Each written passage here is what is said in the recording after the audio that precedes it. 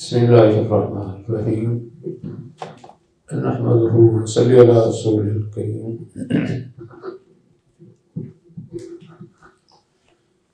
أعوذ بالله من الشيطان الرجيم بسم الله الرحمن الرحيم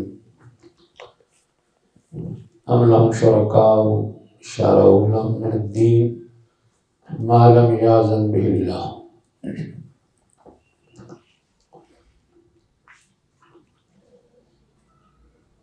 آج کے اس لیکچر میں ہم استحسان اور اس کا مقاصد سے کیا تعلق ہے یہ بیان کریں گے۔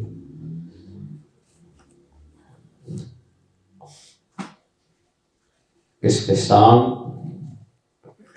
یہ اصول فقہ میں ایک معروف اختلافی دلیل اور مصدر ہے جس کے بارے میں اہل اصول کی مختلف آراء ہیں۔ ان میں سے ایک رائے یہ ہے کہ استحسان یہ خواہشات کی اتباع، اپنے نفس کی پیروی اور یہ گمراہی ہے، بلکہ یہ شریعت سازی ہے، جس طرح کہ امام شافعی اور ابن حزم رحمہ اللہ کا یہ موقف ہے۔ اور دوسری رائے یہ ہے کہ استحسان سے قیاس کی تخصیص ہو سکتی ہے، یعنی قیاس کی مخالفت استحسان سے کی جا سکتی ہے، قیاس کو چھوڑا جا سکتا ہے، یا علت کی یعنی قیاس کی علت کی تخصیص ہو سکتی ہے، یا دو قیاس ہوں تو ان میں سے جو راجح ہے اس کو لیا جائے گا، دوسرے کو چھوڑ دیا جائے گا، یعنی جو مرجوح ہے اس کو چھوڑ دیا جائے گا۔ احناف کے ہاں اس کی مختلف تعریفات ہیں۔ ان میں ایک تعریف یہ بھی ہے کہ قیاس جلی کو چھوڑ کر قیاس خفی کو اختیار کرنا قیاس کہلاتا ہے، یا کسی کبھی تر دلیل کی بنیاد پر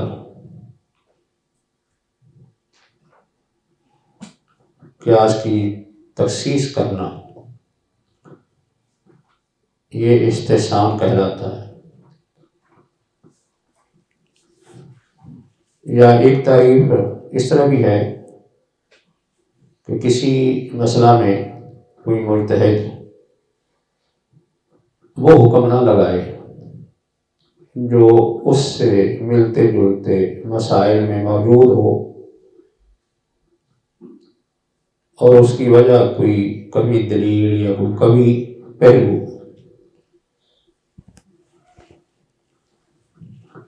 یعنی عام طور پر جو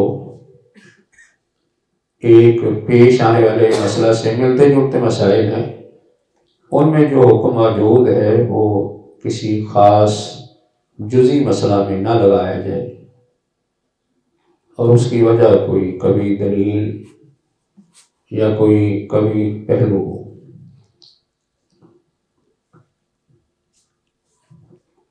یہ خاص کر احناف کا موقف ہے کہ ان کے نزدیک قیاس کی مخالفت دلیل کی یعنی بنیاد پر یہ جائز ہے۔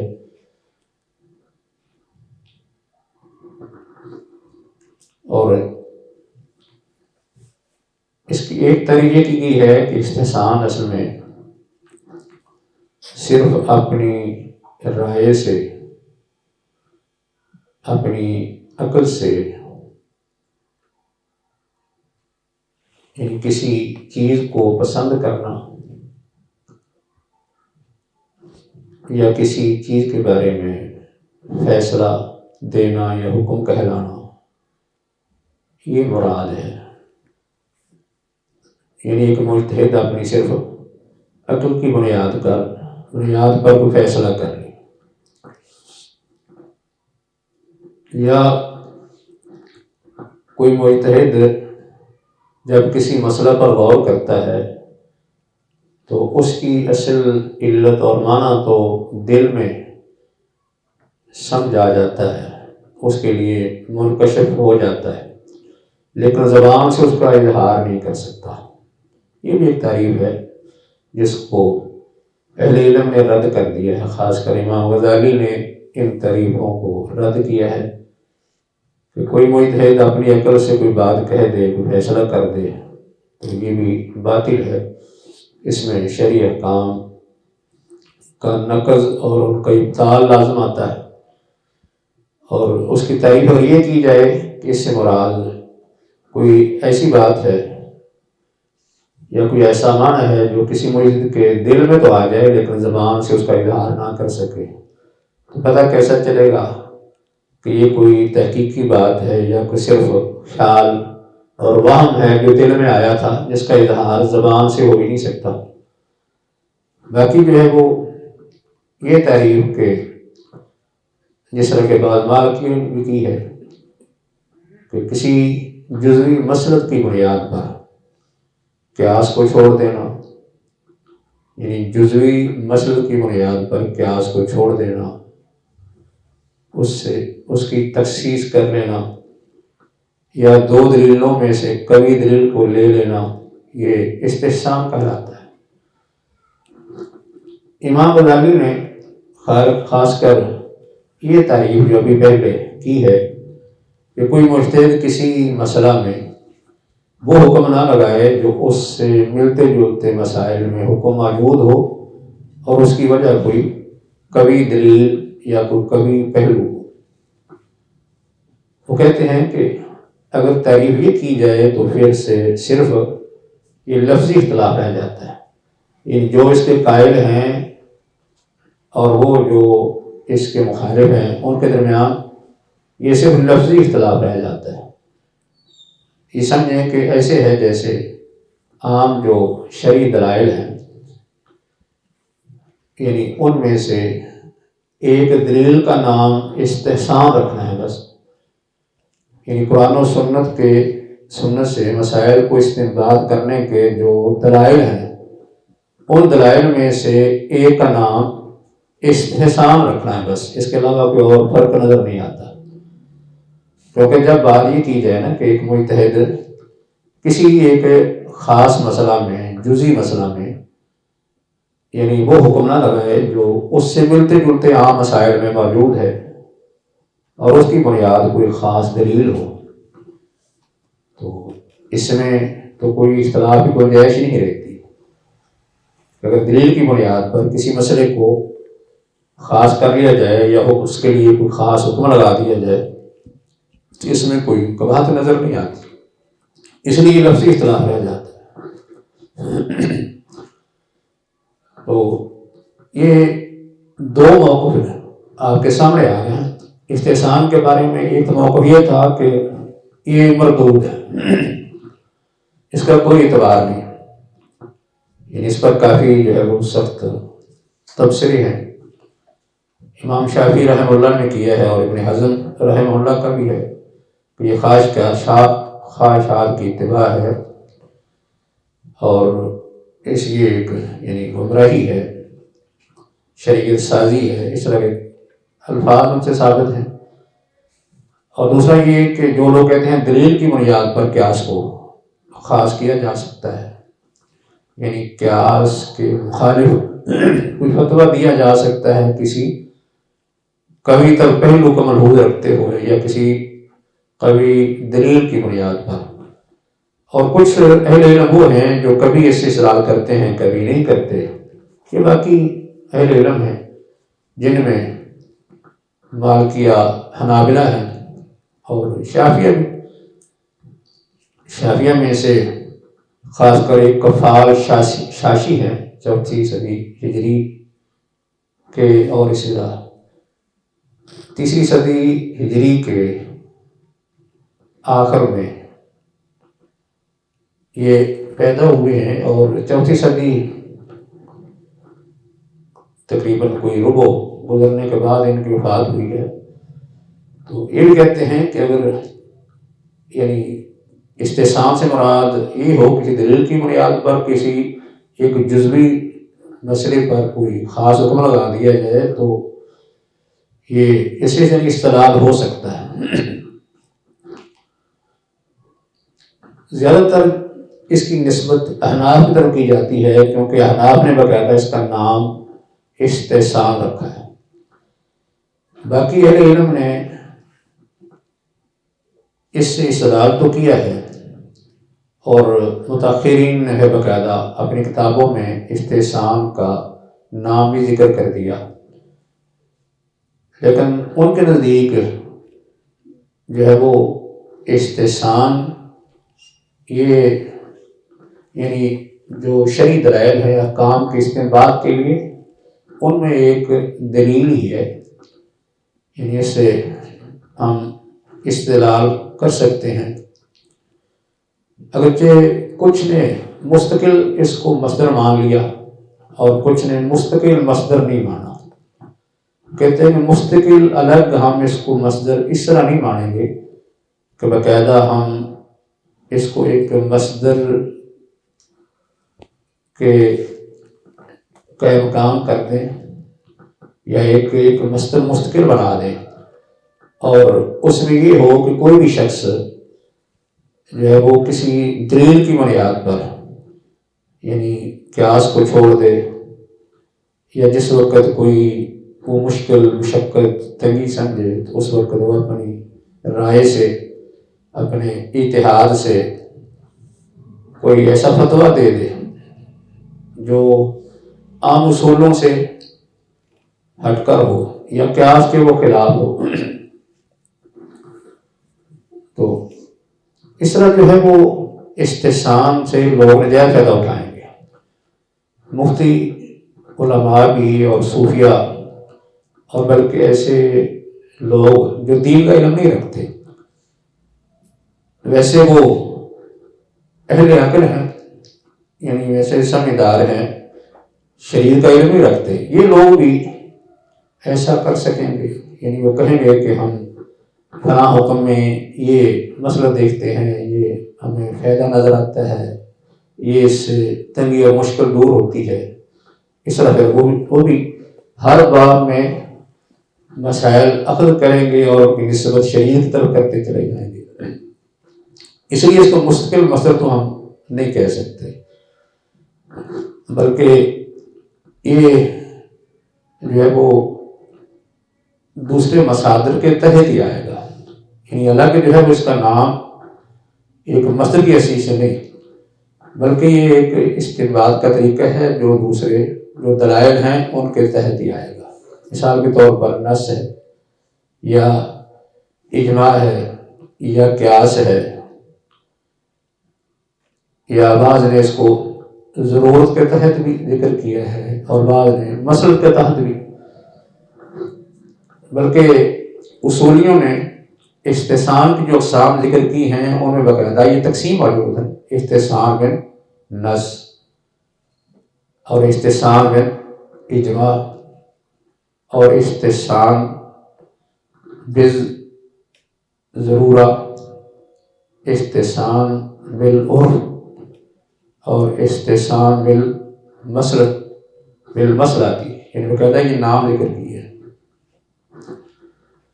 تو بعض اصولیوں نے یعنی یہ لفظی اختلاف کہہ دیا، جس طرح کہ امام غزالی کے حوالے سے ذکر کیا ہے، اس طرح ڈاکٹر عبدالکریم زیدان نے بھی بات ذکر کی ہے نا وجیز کے اندر بھی، کہ اگر ہم یہ جو تقسیم ہے اس کو دیکھیں تو اس سے معلوم ہوتا ہے لفظی اختلاف رہ جاتا ہے، کیونکہ اس کی بنیاد پر جو مسائل عقل کیے گئے ہیں زیادہ تر وہ ہے کہ باقی اہل علم بھی احناف کے ساتھ ہیں ان مسائل میں، وہ بھی اس طریقے سے اس میں بات کرتے ہیں، تو پھر یہ لفظی اختلاف رہ جائے گا۔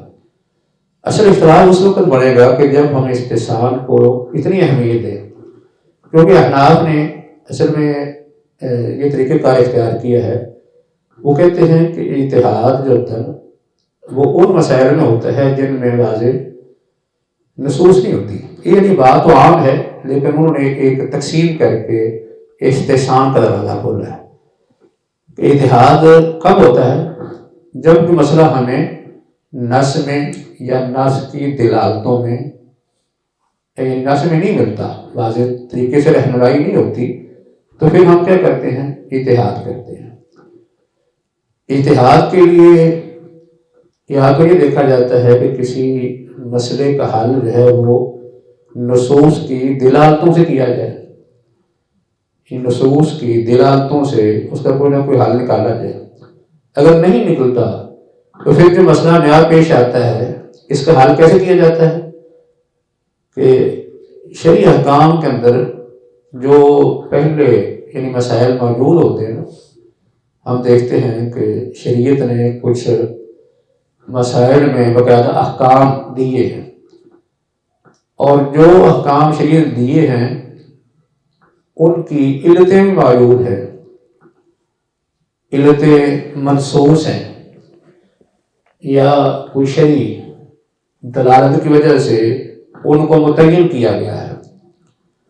کیونکہ اس قسم کی علت جو ہوتی ہے نا وہ معتبر ہوتی ہے، یا تو بالکل منصوص ہو یا پھر نص کی کسی دلالت سے وہ علت نکلتی ہو. تو جب ہم کسی نئے مسئلے کو دیکھیں کہ اس کے اندر بھی وہی علت ہے جو اس مسئلہ میں ہے جو نص میں موجود ہے، تو یہ دو مسئلے آپ سے ملتے جلتے ہو گئے، تو ہم نئے مسئلے پر وہ حکم لگا دیں گے جو نص میں موجود مسئلے کا حکم موجود ہے، وہی حکم ہم نئے پیش آنے والے مسئلہ پر لگا دیں گے. تو یہ مسئلہ ہم نے کیسے حل کر لیا؟ قیاس کے ذریعے سے، یا تو نص کی دلالت سے یا پھر اس کے بعد قیاس سے. اور قیاس وہ یعنی جس کو قیاس جلی کا نام بھی دیا جاتا ہے، صحیح قیاس، جس میں اس کی علت محسوس ہوتی ہے یا نص کی دلالت سے اس کو اخذ کیا ہوتا ہے. تو وہی علت اگر کسی نئے مسئلے میں مل جائے تو ہم اس مسئلے پر وہی حکم لگا دیں گے جو نص کے اندر موجود ہے. تو یہ قیاس کے ذریعے سے حکم ثابت ہو گیا. لیکن اگر کسی وقت ہم دیکھتے ہیں کہ ایک نیا مسئلہ ایسا پیدا ہو گیا ہے، اس کی نظیر اس سے ملتا جلتا ہمیں مسئلہ یعنی شرعی احکام کے اندر یا مسائل کے اندر نظر نہیں آتا، تو پھر ہم کیا کریں گے؟ پھر ہم کوئی دوسرا طریقہ اختیار کریں گے.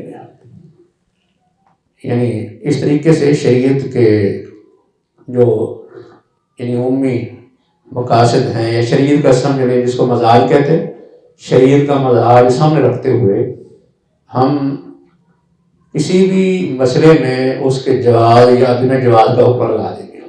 تو اس کو نام کیا دیں گے؟ استحسان. یہ احناف نے قیاس کے بعد جو ایک مصدر باقاعدہ ایجاد کیا یا اس کو ایک مصدر کا نام دیا وہ استحسان ہے. یعنی قیاس سے اگر مسئلہ حل نہیں ہوگا تو اس کے بعد حل کس سے کیا جائے گا؟ استحسان سے. بس یہی ایک مصدر ہے. یعنی جتنے مسائل ہمیں اگر ان کا حل نصوص سے نہیں ملتا یا قیاس کے ذریعے سے نہیں ملتا تو پھر ہم اس کا حل استحسان سے کرتے جائیں گے. اس لیے انہوں نے مستقل اس کا نام استحسان رکھ دیا، ایک مصدر رکھ دیا. اور اس میں مقصد کیا ہے؟ مقصد کا یہ ہے کہ لوگوں سے تنگی مشکل کو دور کرنا، ان کے لیے آسانی مہیا کرنا اور ان کی تنگی مشکل کو دور کرنا، یہ مقصد ہے. یعنی ان کا خیال ہے کہ بعض دفعہ کسی نص پر عمل کرتے ہوئے یا قیاس پر عمل کرنے کے نتیجے میں کوئی نقصان سامنے آتا ہے، ایسا ضرر سامنے آتا ہے کہ جو مشکل پیدا کر دیتا ہے. اس لیے اس ضرر کو نقصان کو دور کرنے کے لیے ہم پھر استحسان کی طرف جائیں گے، اور استحسان میں لوگوں سے تنگی مشکل کو دور کریں گے.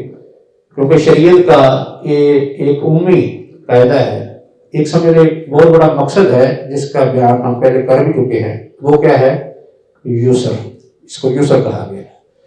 امام بخاری نے بھی ایک باب باندھا، وہ کہتا ہے ان الدین یسر، اس اصول کی بنیاد پر، یعنی قرآن کی ہے یرید اللہ بکم الیسر ولا یرید بکم العسر وما جعل علیکم فی الدین من حرج، اور اس طرح احادیث میں یعنی ایسی جو ہے کچھ نصوص ہیں جن میں اس طرح رہنمائی ملتی ہے، مثلا یسروا ولا توسعوا بشروا ولا تنفروا، اس طرح کے الفاظ اس پر انہوں نے اصرار کیا ہے، جس سے عمومی یہ کہنا نکلتا ہے کہ شریعت کے مقاصد میں سے ایک اہم مقصد لوگوں کو آسانی بچانا ہے۔ تو گویا کہ استحسان کا اصول وہ لوگوں کو آسانی بچانے کے لیے استعمال کرتے ہیں۔ تو اس کے لیے جو ہے وہ ہم صرف مثالوں سے وضاحت کر کے آخر میں اس کا تعلق مقاصد سے کیسے بنتا ہے اس کا بیان کریں گے، اور اس بارے میں ابن تیمیہ رحمہ اللہ کا موقف بھی ذکر ہوگا۔ یہ جو استحسان ہے اس کی ہم نے مختلف تعریفیں کر دی ہیں پہلے،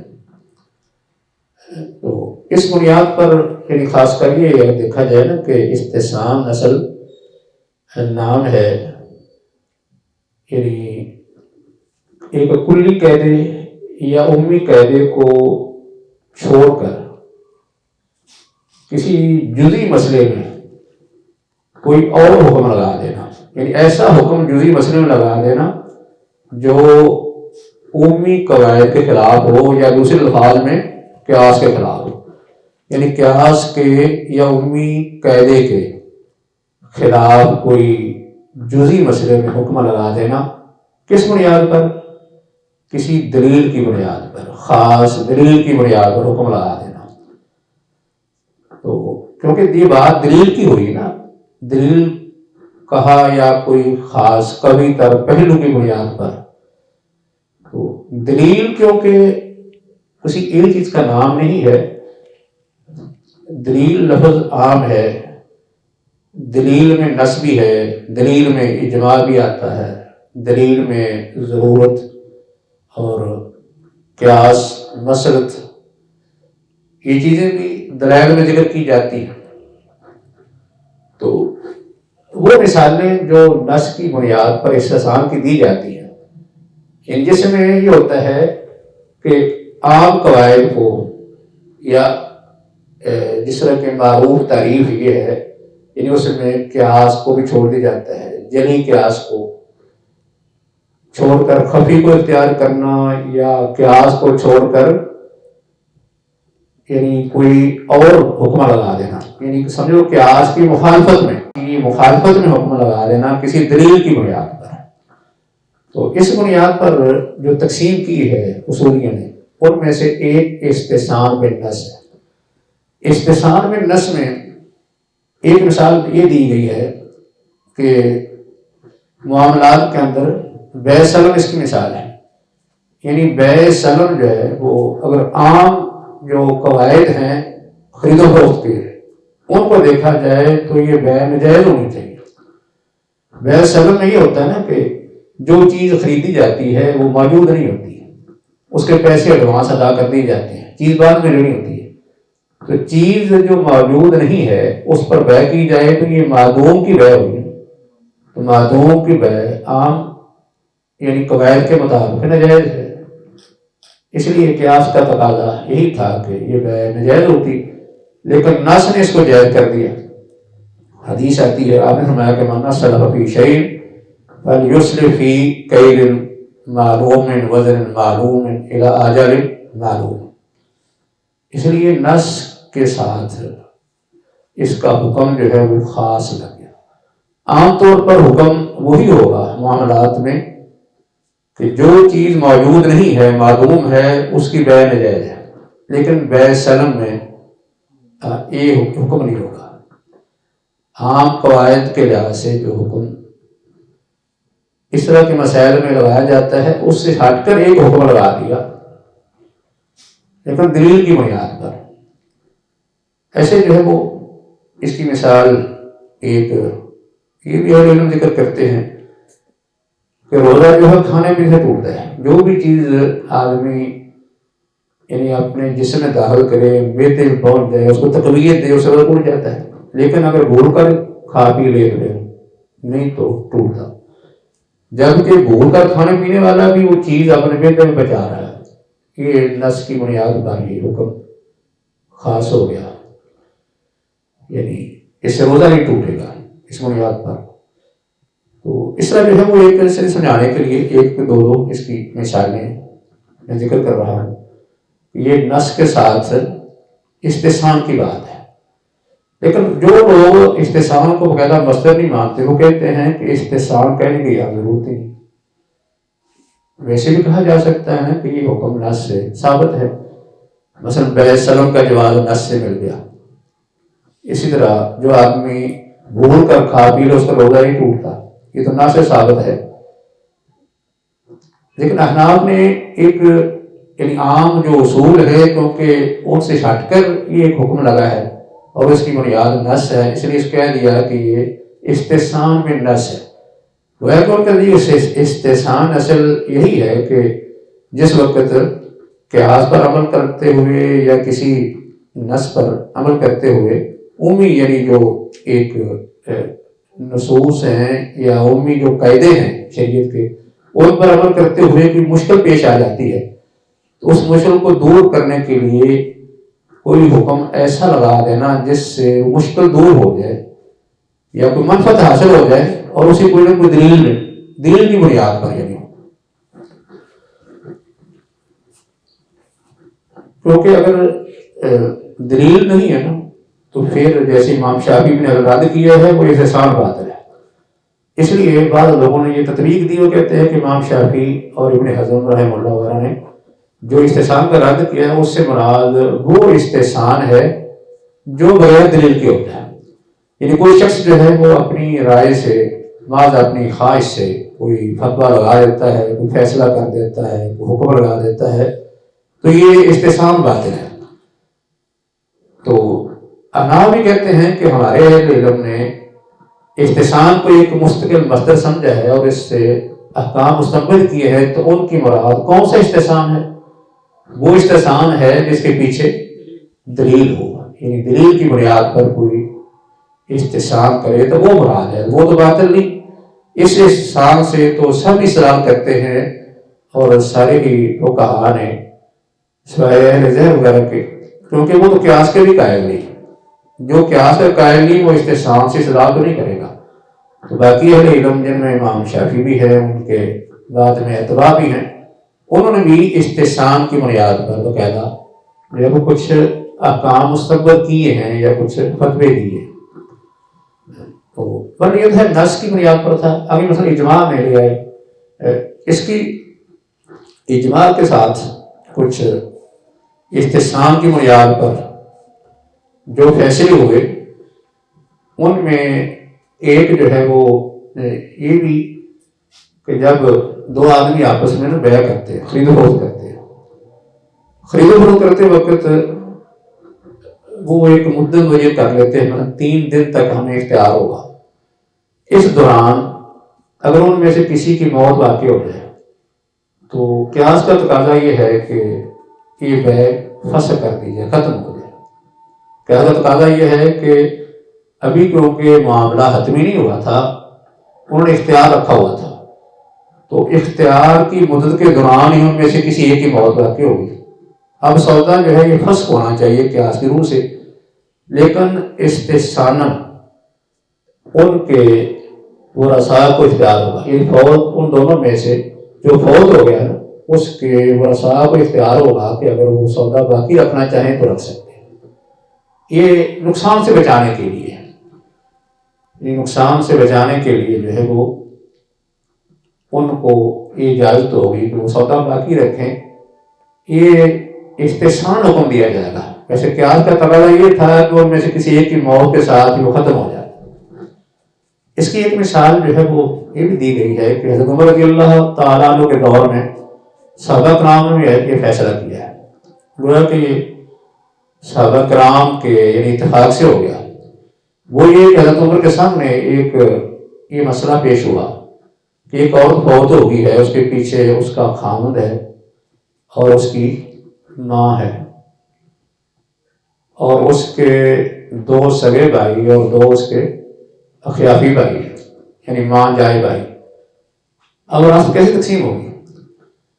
اگر آپ اس مسئلہ میں وراثت تقسیم کریں گے، میں کوئی عورت ہو تو جائے اس کے پیچھے اس کا خامند ہو اور اس کی ماں ہو اور 2 سگے بھائی اور 2 اخیافی بھائی، تو جو شرعی تقسیم ہے اس میں خامند کو کتنا ملے گا؟ اس تقسیم میں، اس مسئلہ میں آدھا مل جائے گا، اس مسئلہ میں اس کے خامند کو آدھا مل جائے گا۔ مثال کے طور پر 6 حصے ہیں تو 6 میں سے آدھا دے دیا خامند کو، 3 حصے مل گئے تو ماں کو چھٹا مل گیا۔ ماں کو چھٹا دیں گے تو ٹوٹل یہ کتنے بن گئے؟ 4 حصے بن گئے۔ تو باقی جو اخیافی بھائی ہیں وہ بھی اصحاب الفروض سے ہیں، اخیافی بھائی بھی اصحاب الفروض سے ہیں کیونکہ ان کا حصہ قرآن نے مقرر کر دیا ہے۔ کتنا مقرر کیا ان کا حصہ قرآن؟ ثلث مقرر۔ جب اخیافی بھائی جو ہیں وہ 1 ہو تو پھر اس کو چھٹا ملتا ہے، اگر 2 ہو زیادہ ہو، 2 یا زیادہ، پھر ان کو ثلث ملتا ہے، پھر ان کو ثلث ملتا ہے۔ تو اب ان کو آپ اخیافی بھائیوں کو جو اصحاب الفروض سے ہیں ان کو ثلث دیں گے تو یہ تو 6 حصے مکمل ہوگا، یعنی 2 ثلث تو لے گئے جو خامد اور ماں، اور 1 ثلث بچ گیا، وہ مل گیا اخیافی بھائیوں کو۔ باقی سگے بھائی وہ کدھر گئے؟ سگے بھائی رہ گئے۔ جبکہ وراثت کی تقسیم جو ہوتی ہے وہ تو قرابت داری کی بنیاد پر ہوتی ہے، رشتہ داری کی بنیاد پر۔ جتنا آدمی زیادہ قریبی ہوتا ہے نا اس کو مقدم رکھا جاتا ہے، اور قریبی جب ہوتا ہے دور والا محروم ہو جاتا ہے۔ لیکن یہاں معاملہ الٹ ہو گیا کہ جو اخیافی ہیں ان کا رشتہ صرف ماں کے واسطے سے ہے، وہ تو 1/3 لے گئے، اور سگے بھائی جن کا رشتہ اس سے زیادہ قریب تھا میت کے ساتھ کہ میت اور ان کا باپ بھی ایک ماں بھی ایک، لیکن یہ محروم ہو گئے۔ حضرت عمر رضی اللہ تعالیٰ عنہ کے دور میں صحابہ نے یہ فیصلہ دیا، اس میں خاص حضرت عمر رضی اللہ تعالیٰ عنہ کی طرف سے یہ جاری ہوا کیونکہ صحابہ نے اتفاق کیا کہ اس 1/3 کے اندر سگے بھائیوں کو شریک کر دیا جائے، یعنی 1/3 میں 2 سگے بھائی اور 2 اخیافی، 4 کو یہ 1/3 برابر تقسیم کر دیا جائے۔ تو یہ فیصلہ کس بنیاد پر کیا گیا؟ یعنی استحسان کی بنیاد پر، استحسان کی بنیاد پر کیا گیا، کیونکہ جو شرعی اصول تھے ان کے مطابق یا قیاس کے مطابق یہ حصہ تیسرا صرف مان جائے بھائیوں کو بنتا تھا اور جو سگے بھائی ہیں وہ محروم تھے، لیکن استحسان ان کو بھی شریک کر دیا گیا۔ یہ ہے کہ کسی وقت یعنی عام جو قواعد ہیں، امی قواعد، کلی قواعد، ان سے ہٹ کر کوئی فیصلہ کر لیا جاتا ہے اور اس کی بنیاد کوئی نہ کوئی دلیل ہوتی ہے۔ یہاں جو ہے وہ ان کی قرابت داری مقدم ہے، اس کا لحاظ رکھا گیا ہے کہ زیادہ قریب جو ہیں وہ محروم کر دیے جائیں، جو دور کے ہیں ان کو حصہ دے دیا جائے، تو یہ ناانصافی لگتی ہے۔ پر اس طرح کر کے جو استحسان بالاجماع ہے اس کی مثال ایک استثناء کی بھی ذکر کی گئی ہے، یہ پہلے بھی ہم بعض جگہ پر ذکر کر چکے ہیں۔ استثناء اس کا معنی ہوتا ہے کہ آرڈر پر کسی سے کوئی چیز تیار کروانا۔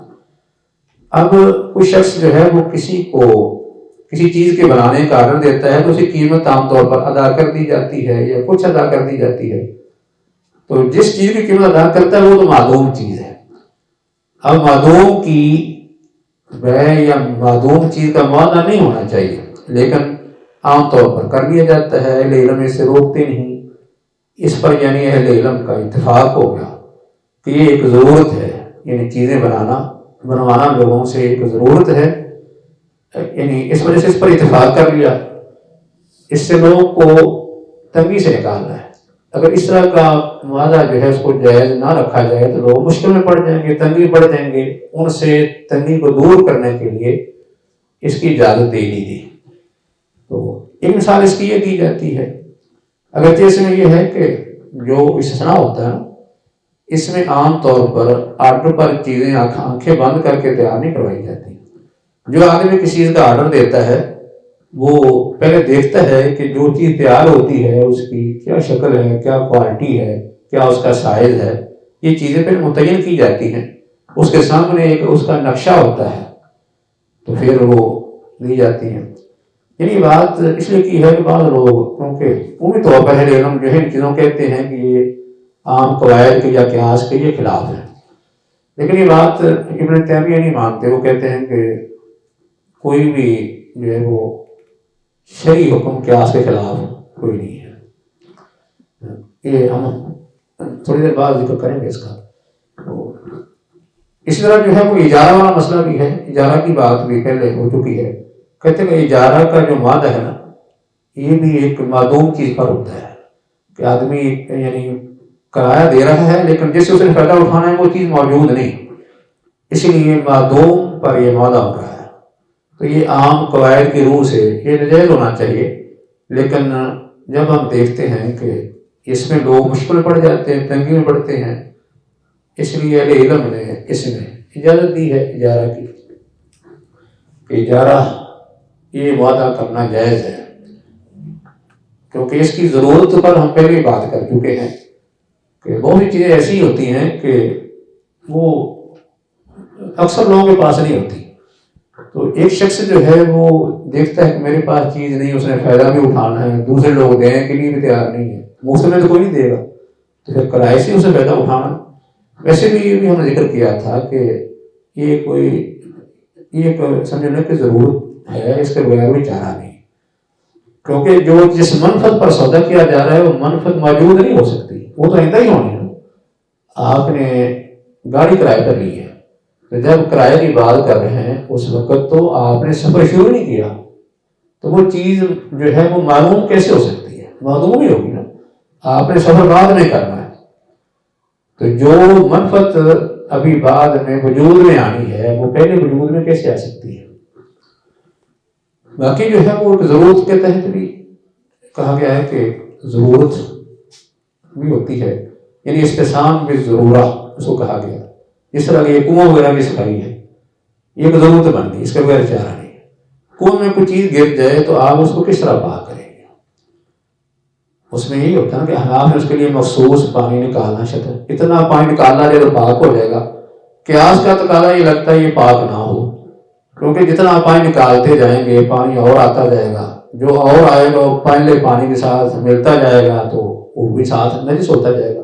اس طریقے سے نجات ختم نہیں ہوگی، ایک ضرورت تھی، اس لیے ضرورت کے تحت جو ہے وہ کچھ پانی نکال لیا جائے تو اس سے پانی پاک ہو جائے گا، یعنی یہ ضرورت کی بنیاد پر استحسان ہے۔ اگر جس کے بارے میں ہمیں شریعت رہنمائی کرتی ہے نا کہ پانی میں اگر نجاست گر جائے تو پھر کیسے پاک ہوگا؟ اس کے لیے یہ نا کہ اگر رنگ ذائقہ اس کے اوصاف تبدیل ہو جاتے ہیں تو پھر تو نجس ہو جائے گا، اگر نہیں ہوتے تو پھر اس کے لیے ایک رائے تو یہ ہے کہ نجس نہیں ہے۔ حدیث کہتی ہے ان الماء لا ينجس شیء، لیکن جیسے امام شافعی کا جو قول ہے اس بنیاد پر دو کلے ہیں، دو کلے میں نجاست کو نہیں اٹھائیں گے۔ تو عام طور پر کنویں میں دو کلے سے زیادہ ہی پانی ہوتا ہے، کم تو نہیں ہوتا، تو شرعی لحاظ سے وہ پانی کا استعمال جو ہے وہ جائز ہوگا، یعنی اس پر ہم پاک ہونے کا حکم لگائیں گے، اس کو نجس نہیں کہیں گے۔ تو ایسے جو ہے وہ یہ حماموں میں نہانا اس کو اس میں شامل کر لیا، حماموں میں نہانا بعض نے اجماع میں داخل کر دیا، بعض نے ضرورت میں داخل کر دیا۔ اس کو اجماع کی مثال دے دی جاتی ہے کہ حمام کے اندر نہانا اس کی اجرت طے ہوتی ہے، لیکن کچھ چیزیں ایسی ہیں جو طے ہونی چاہیے لیکن نہیں ہوتی، مطلب کتنی دیر تک نہانا ہے، پانی کتنا استعمال کرنا ہے، صابن کتنا استعمال ہوگا، صابن کے علاوہ کوئی شیمپو تیل کتنا استعمال ہوگا، یہ کوئی طے نہیں ہوتا، جبکہ اس کا کرایہ اجرت طے ہوتی ہے۔ تو یہ بھی یعنی ایک مجہول چیز کی وجہ ہے کہ جس کا کوئی تعین نہیں ہے، تو قیاس کی روح سے عام قواعد کی روح سے یہ ناجائز ہونا چاہیے، لیکن لوگوں کی ضرورت کی بنا پر اس کو جائز کر دیا گیا کہ حمام میں نہانا جائز ہے۔ اس میں ایک اجرت طے ہوتی ہے، باقی چیزیں طے نہیں ہوتی، وہ کم زیادہ ہوتی رہتی ہیں۔ باقی جو ہے وہ استحسان بالقیاس الخفی بھی ایک اس کی مثال دی جاتی ہے، پہلے بھی ہم نے مثال ذکر کی تھی، لیکن آج جو ہے ایک اور مثال ذکر کرتے ہیں وہ یہ کہ اگر کوئی شخص کسی کو کوئی چیز بیچتا ہے، بیچنے کے بعد اس نے ابھی وہ چیز اس کو قبضے میں نہیں دی، اس کے اپنے ہی قبضے میں ہے، قبضے میں ہے، ان کا آپس میں اختلاف ہو جاتا ہے۔ اختلاف یہ ہوتا ہے، بیچنے والا کہتا ہے کہ میں نے یہ چیز جو ہے وہ مثال کے طور پر 1000 روپے کی دی ہے، اور جو خریدنے والا وہ کہتا ہے میں نے 800 کی خریدی ہے، یعنی خریدنے والا کہتا ہے 800 خریدی ہے۔ اب جو کہتا ہے نا کہ میں نے 1000 کی بیچی تھی، وہ مدعی بنے گا یا کہ خریدنے والا مدعی؟ ان دونوں میں سے مدعی کون بنے گا؟ عام اصول ہی ہوتا ہے نا کہ دعویٰ کرنے والے کو مدعی کہتے ہیں، جس کے خلاف دعویٰ کیا جائے مدعا علیہ ہوتا ہے۔ جو دعویٰ کرنے والا ہے اس کے ذمے گواہی پیش کرنا ہوتی ہے، ثبوت وہ پیش کرتا ہے، اور اگر ثبوت مدعی کو نہیں ملتے تو مدعا علیہ قسم اٹھا کے اپنے آپ کو بری کرتا ہے۔ اب ان میں سے کون مدعی ہے اور کون مدعا علیہ ہے؟ قیاس جلی کو دیکھا جائے تو جو بیچنے والا ہے نا یہ مدعی بنتا ہے، کیونکہ یہ کہہ رہا ہے کہ میں نے چیز 1000 روپے کی دی ہے، یہ دعوے دار ہے 1000 روپے کا، اور جو خریدنے والا ہے وہ منکر ہے، وہ کہتا ہے کہ میں نے 1000 کی نہیں خریدی، لہذا اسے مدعی بن کے گواہی پیش کرنی چاہیے۔ اگر یہ نہیں کرتا تو مدعا علیہ قسم اٹھائے۔ لیکن ایک دوسرے لحاظ سے جو خریدنے والا ہے نا وہ بھی مدعی بنتا ہے۔ وہ مدعی کس چیز کا ہے؟ وہ کہتا ہے کہ میں نے 800 کی خریدی ہے، 800 خریدی ہے، اب یہ آدمی جو ہے وہ مجھے وہ سامان سودا نہیں دے رہا جو میں نے خریدا ہے۔ اس کا دعویٰ کیا ہے؟ یہ سودے کا دعویٰ کر رہا ہے کہ یہ مجھے ملنا چاہیے، اور زائد رقم کا انکار کر رہا ہے، یہ زائد رقم کا انکار کر رہا ہے،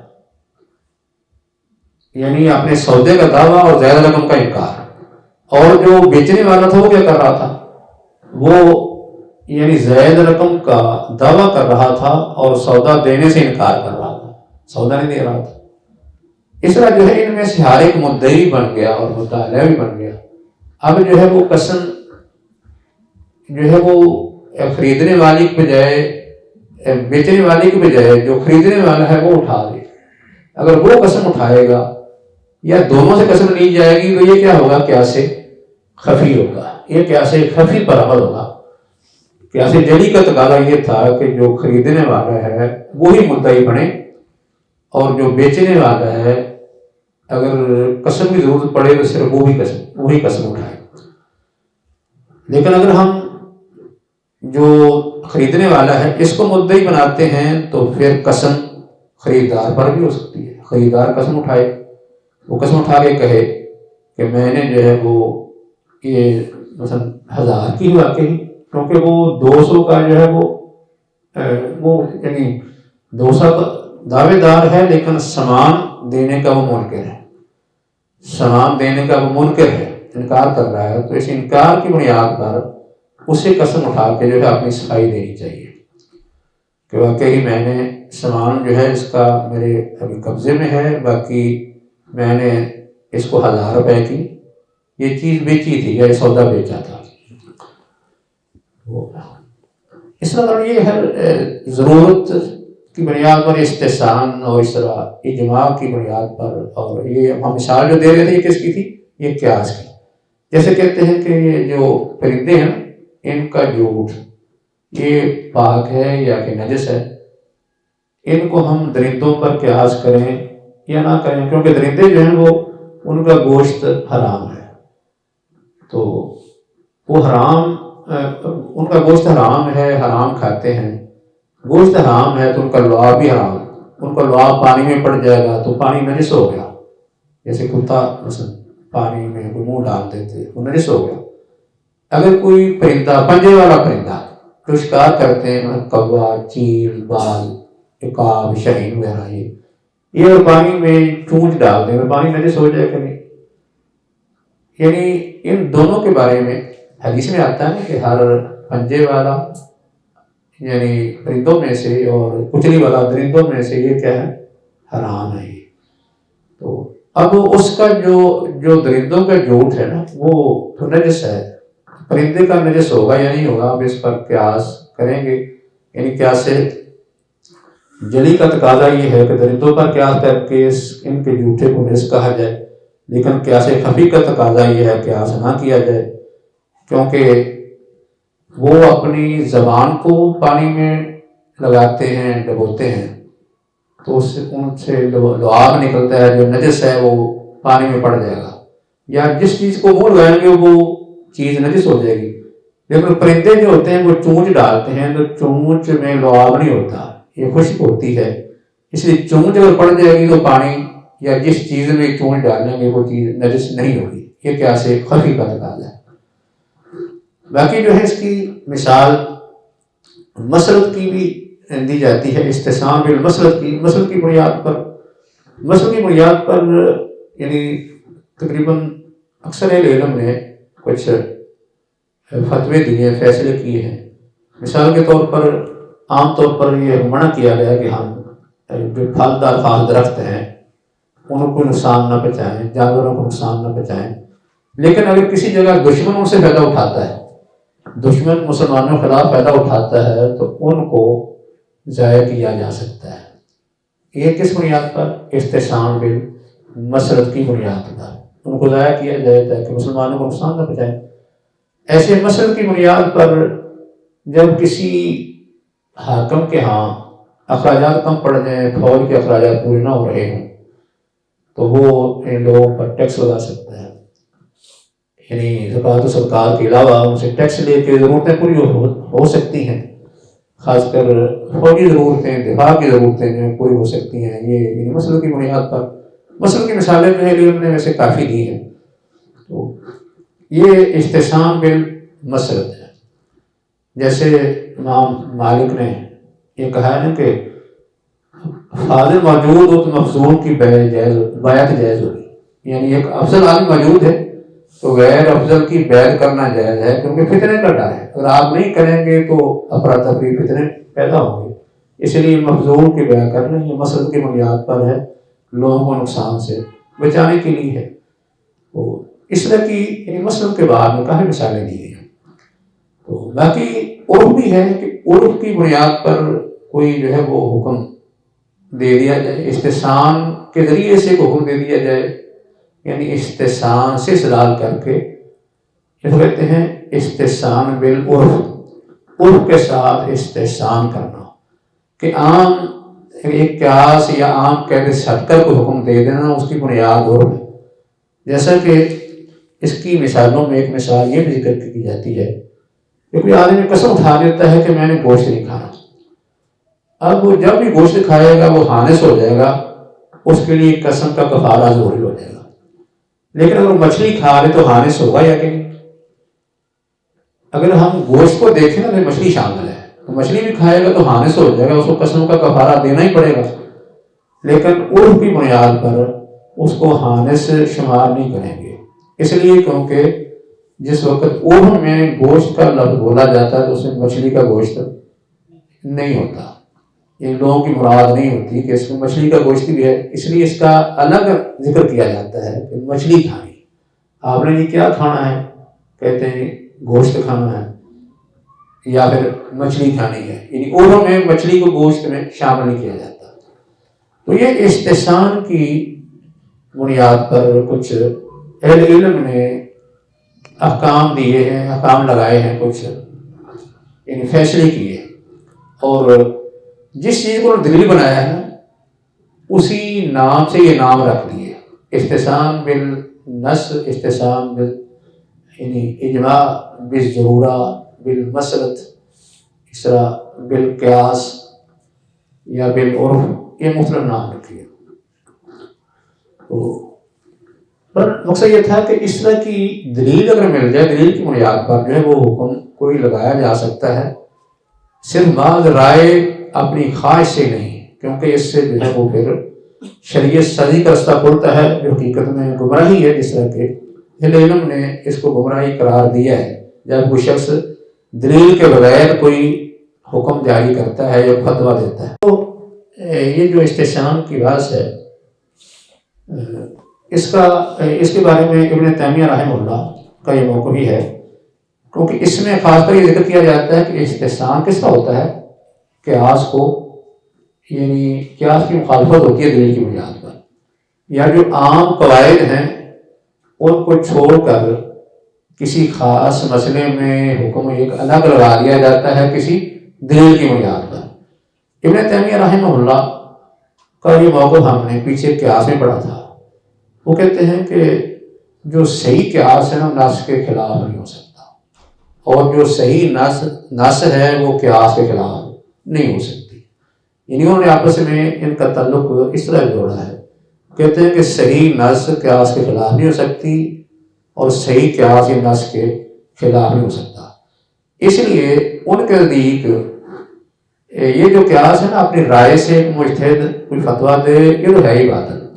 باقی ابن تیمیہ کے نزدیک یہ کہنا کہ ایک قیاس کو چھوڑ کر دوسرے قیاس کو لے لیے جائے، کبھی قیاس کو، یہ بھی ان کے نزدیک استحسان باطل ہے، کیونکہ وہ کہتے ہیں کہ صحیح ایک قیاس جو ہے وہ دوسرے قیاس سے کیسے ٹکرا سکتا ہے، یا نص سے وہ نہیں ٹکرا سکتا۔ ان کا خیال ہے کہ جب آپ یعنی بات کرتے ہیں نا قیاس کی، قیاس سے ٹکراؤ کی، قیاس صحیح کس وقت ہوتا ہے؟ جب اس میں نص یا جب اس میں علت محسوس ہوتی ہے، علت محسوس ہو، یا پھر علت اس میں یعنی دلالت کی کسی نص کی کسی دلالت کی بنیاد پر ہوتی ہے۔ ایک محسوس علت ہوتی ہے، ایک ہوتا ہے کہ یعنی وہ نص کی کسی دلالت کی بنیاد پر ہوتی ہے۔ جس میں نص کا کوئی دلالتیں مختلف قسم کی جو ہم نے پڑھی ہیں اصول میں، ان میں سے کسی دلالت کی بنیاد پر ایک علت متعین کی جاتی ہے۔ کہتے ہیں جب کسی قیاس کے اندر علت کی بنیاد یہ دو چیزیں ہوں تو پھر وہ قیاس صحیح ہوتا ہے۔ تو ایسا قیاس جو صحیح ہے اس سے ہٹ جانا، اس کو چھوڑنا، یہ جائز نہیں ہے، اس کو نہیں چھوڑا جا سکتا، صحیح قیاس کو نہیں چھوڑا جا سکتا۔ ہاں یہ ہو سکتا ہے کہ کوئی آدمی جو ہے علت اپنی مستنبط کر لیتا ہے، کسی وصف کو وہ علت سمجھ لیتا ہے، وہ وصف صحیح بھی ہو سکتا ہے اور اس میں غلطی بھی ہو سکتی ہے۔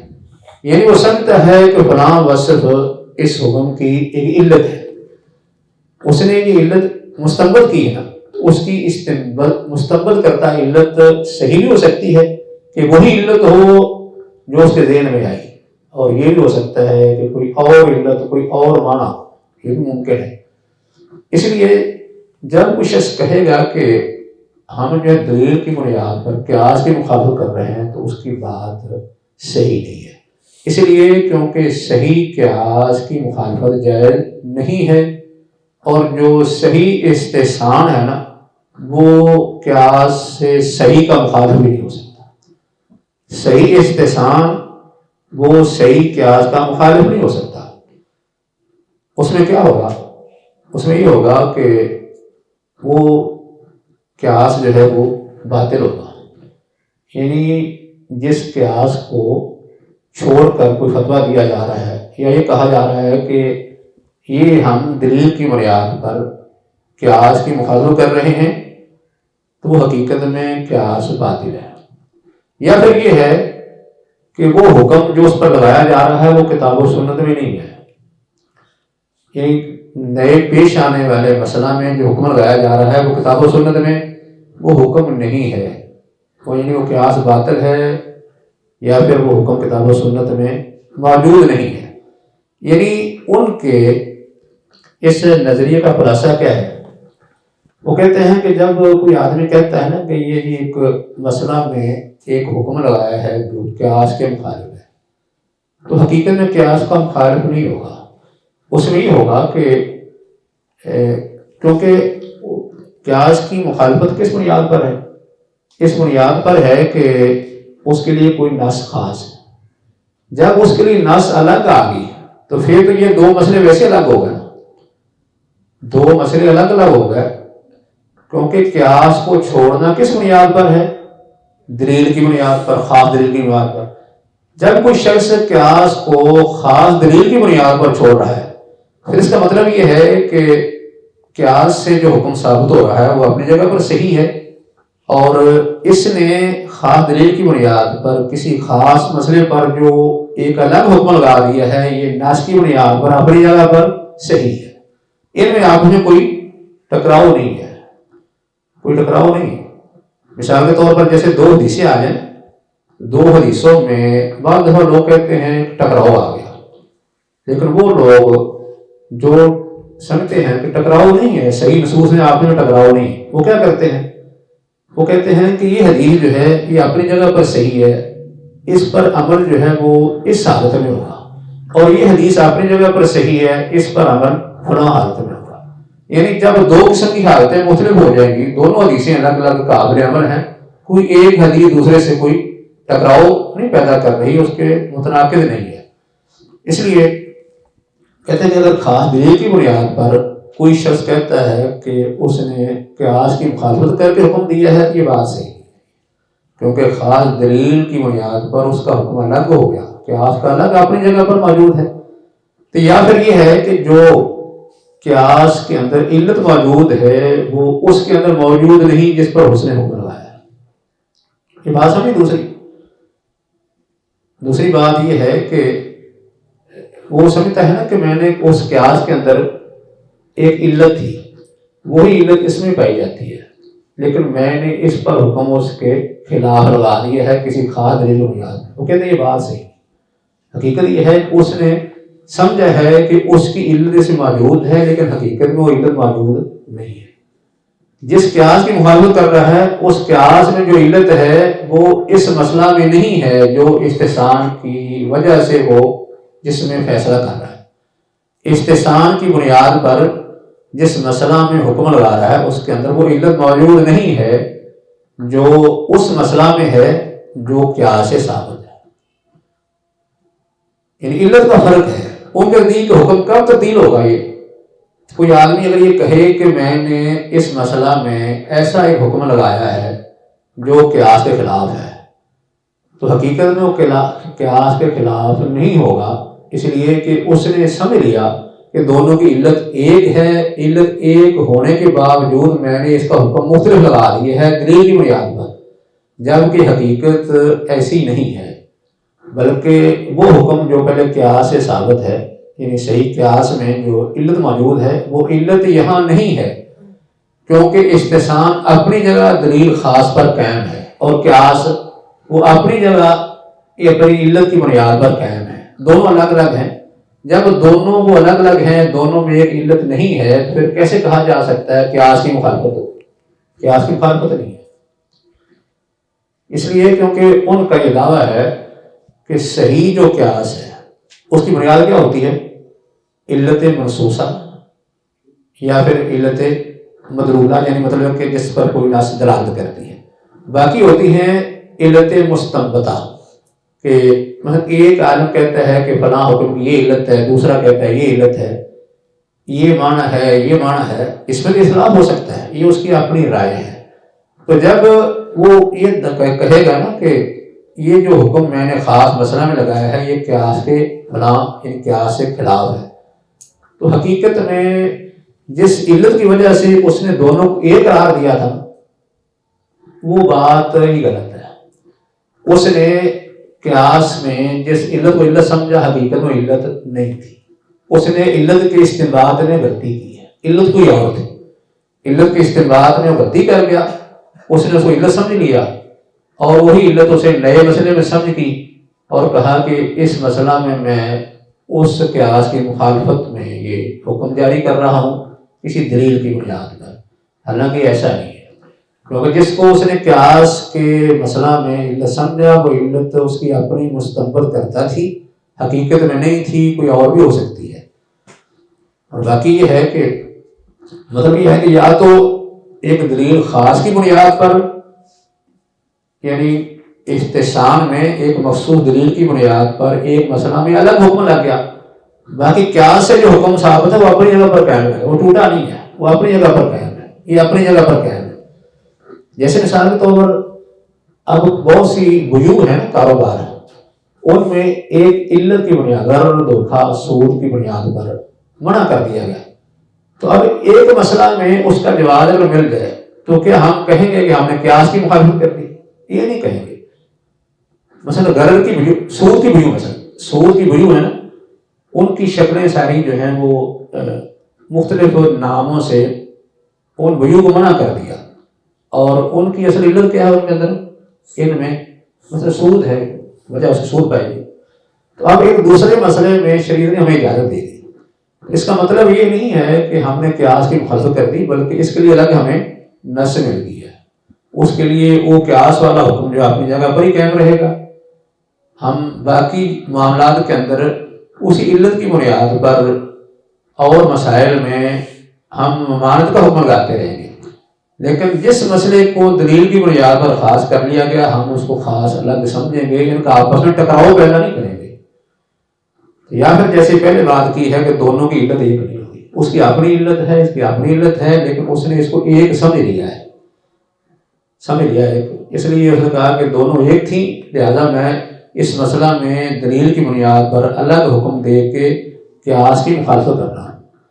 تو بہرحال یہ پھر ابن تیمیہ رحمہ اللہ نے جو ہے اس میں اپنا ایک خاص موقف بیان کیا ہے، کیونکہ اس کی بنیاد یہ ہے کہ صحیح استحسان جو ہے وہ قیاس کا مخالف نہیں ہو سکتا، اور صحیح قیاس استحسان کا مخالف نہیں ہو سکتا. اور اس طرح یہ صحیح قیاس جو ہے وہ ناس کے خلاف نہیں ہو سکتا، اور صحیح ناس قیاس کے خلاف نہیں ہو سکتی. باقی جو ہے وہ ہر اس کی تفصیلات پھر استحسان کے بعد ہیں. اب جو ہے وہ مقاصد، اس کا تعلق کیا بنتا ہے؟ اس میں صرف دو چیزیں ہیں. ابن تیمیہ رحمہ اللہ نے کہا ہے کہ استحسان کا مقاصد کا تعلق کس طرح بنتا ہے؟ ایک تعلق اس طرح بنتا ہے کہ استحسان جو ہے اس کے اندر حقیقت میں جو عام فقہ کے اصول ہیں، عمومی اصول فقہ کے، خواہ ان کا آپس میں ٹکراؤ نظر آتا ہو، ان کو منضبط کرنے کا نام ہے احسان. یعنی ان کا نزدیک کیا ہے؟ استحسان یہ فقہ کے جو مختلف معروف اصول ہیں ان سب کو منضبط کرنے کا نام ہے.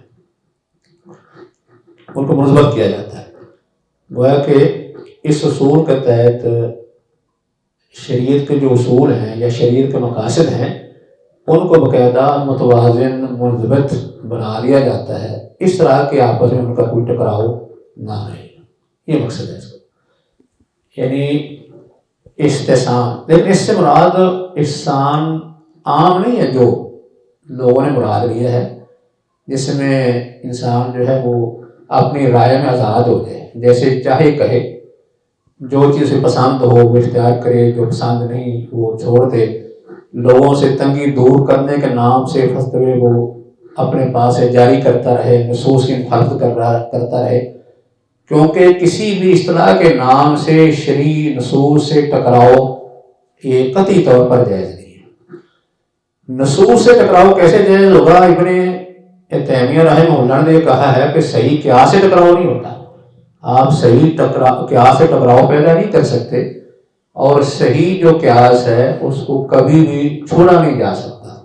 لیکن صحیح قیاس کی تعریف ان کے ہاں معروف ہے، وہ تو ایک مرصوص علت کی بنیاد پر قیاس ہوتا ہے، یا پھر کیا ہوتا ہے ان کے درمیان کوئی فارق نہیں ہونا چاہیے، فارق کی نفی کر کے. یہ دو قسم کے قیاس سے ان کے ہاں معتبر ہوتے ہیں. ایک قیاس بنفی الفارق، ایک قیاس بعلت المنصوصہ. تو یہ اگر قیاس ہے تو اس کی مخالفت ہو جائے گی. گویا کہ استحسان نے کیا کیا؟ استحسان جو ہے اس میں یہ ہوا کہ شریعت کے جو اصول عام تھے ان کو ایک منضبط کر دیا، متوازن بنا دیا، ان کا ٹکراؤ جو ہے ختم کر دیا. کیونکہ شارع کے مقاصد میں سے ایک مقصد ہے کہ شریعت کا ٹکراؤ آپس میں نہ ہو. اس شریعت کے امتیازات میں سے ہے، اس کی خوبیوں میں سے ہے. جیسا کہ قرآن میں ذکر ہے وَلَوْ كَانَ مِنْ عِنْدِ غَيْرِ اللَّهِ لَوَجَدُوا فِيهِ اخْتِلَافًا كَثِيرًا. یہ دین اللہ کی طرف سے آیا نا، تو اس میں آپ میں ٹکراؤ اختلاف نہیں ہے. اس لیے یہ جو اصول ہے اس سے ٹکراؤ پیدا کرنا مقصد نہیں ہے. یہ نہیں کہا جائے گا کہ ہم نے استحسان پر عمل کر کے نص سے ٹکراؤ پیدا کر لیا، قیاس سے ٹکراؤ پیدا کر لیا، بلکہ یہ کہا جائے گا کہ استحسان پر عمل کر کے ہم نے ان نصوص کے ٹکراؤ کو ختم کر دیا ہے. نصوص ٹکراؤ کو ختم کرنا، جو شریعت کے اصول ہیں، شریعت کے مقاصد ہیں، ان کو ہم نے متوازن اور جو ہے وہ منضبط کیا ہے، نہ کہ ٹکراؤ پیدا کیا ہے۔ کیونکہ ابن تیمیہ کے اصول کے مطابق ٹکراؤ ختم ہو جاتا ہے۔ وہ کہتا ہے کہ جب آپ استحسان کی بنیاد پر کوئی حکم دیتے ہیں، فیصلہ دیتے ہیں، تو آپ اس کو یہ نہیں کہہ سکتے کہ یہ چیز فلاں سے ٹکراؤ پیدا ہو گیا، بلکہ اس کے لیے یہ الگ ایک دلیل ہے جس کی بنیاد پر آپ نے حکم جاری کر دیا ہے۔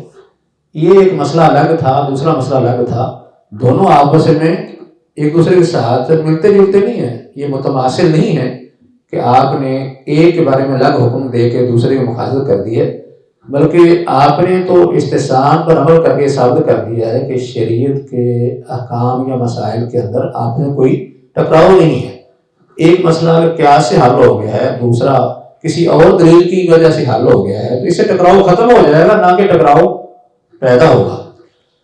دوسری جو ہے وہ نسبت یہ ہے، وہ کہتے ہیں اگر آپ استحسان کو چھوڑ دیتے ہیں، لیکن یہ بات ذہن میں رکھنی ہے کہ احسان مراد وہ عام معنی نہیں ہے، یہ ایک مخصوص ایک معنی ہے کہ جس میں کوئی بھی مجتہد جو ہے وہ کسی مسئلہ میں یعنی جو ہے وہ عام جو قواعد ہیں، یعنی صرف ایک مجتہد کی نظر میں یا کسی عالم کی نظر میں عام جو قواعد ہوتے ہیں، اصول ہوتے ہیں، ان سے ہٹ کر وہ فیصلہ دے رہا ہے، تو ہٹ کر فیصلہ دینے کا مقصد یہ نہیں ہوگا کہ وہ ٹکراؤ پیدا کر رہا ہے، بلکہ مقصد یہ ہوگا ٹکراؤ ختم کر رہا ہے کہ اس کے لیے ایک الگ دلیل موجود ہے، اس دلیل کی بنیاد پر اس کا حکم الگ ہے، اس کا الگ ہے، لہٰذا ان کے درمیان کوئی ٹکراؤ نہیں۔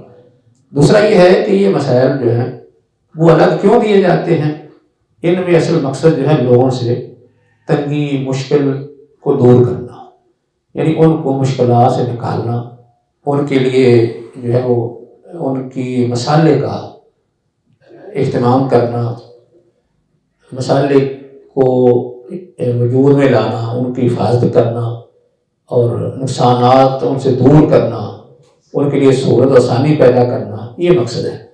لیکن یعنی اگر آپ اس اصول کو استعمال نہ کریں گے تو اس کا نتیجہ کیا نکلے گا، لوگوں کی بلکہ دینی مصلحتیں بھی ضائع ہوں گی اور اس سے دنیاوی مصلحتیں بھی ان کی ضائع ہوں گی، لوگ بہت زیادہ نقصانات کا شکار ہو جائیں گے، تنگی مشکل میں پڑ جائیں گے جو شریعت کے مقاصد کے خلاف ہے، کیونکہ تنگی کو دور کرنا، آسانی مہیا کرنا، یہ شریعت کے مقاصد میں سے ہم مقصد ہے، جیسا کہ پیچھے ہم اس کا ذکر کر آئے ہیں۔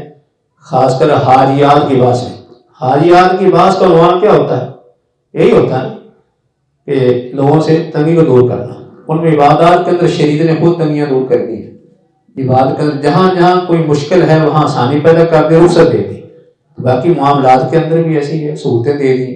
باقی کوئی اور مسئلہ ایسا پیدا ہو سامنے آئے کہ جس میں لوگ مشقت میں مشکل میں پڑتے ہوں، تو وہاں بھی یعنی کسی دلیل کی بنیاد پر وہ کوئی ایسا فیصلہ فتویٰ دیا جا سکتا ہے جس میں ان کے لیے آسانی ہو۔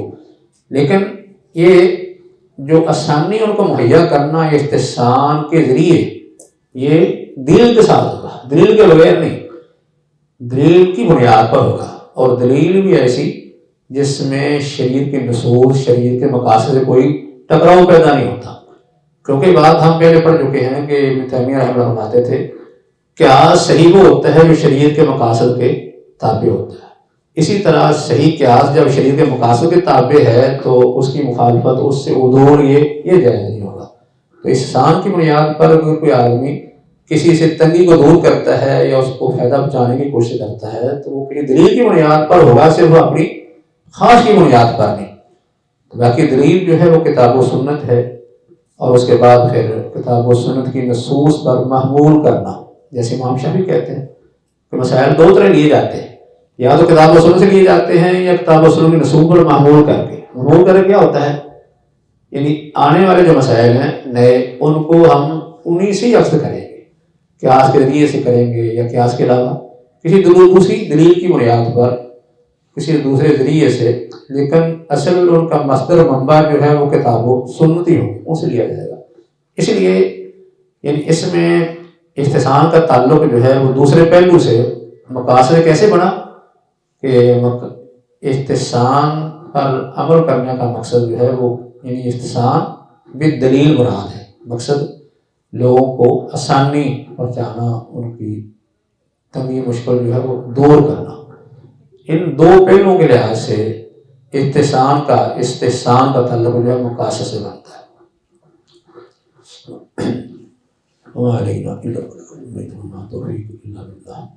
زندگی شعور سے، الحکمہ انٹرنیشنل۔